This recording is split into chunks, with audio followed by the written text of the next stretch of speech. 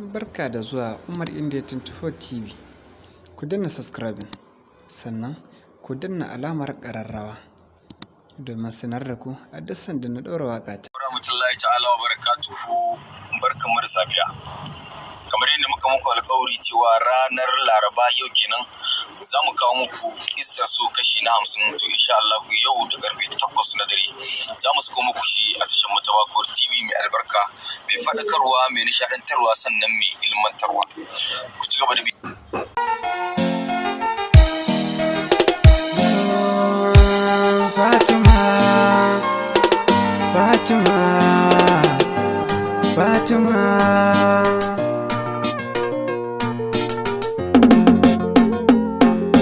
Fatima ke nake so, ban so ki yasar da ni, zo ki bani gauna.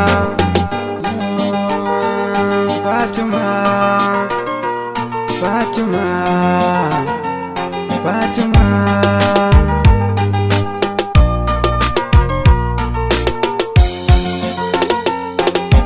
Fatima ke nake so, ban so ki yasar da ni, na baki so da gauna, zan so ki zama adani. Cikin samarin ki babu wanda zai ja da ni, zan so ki ban kulawa,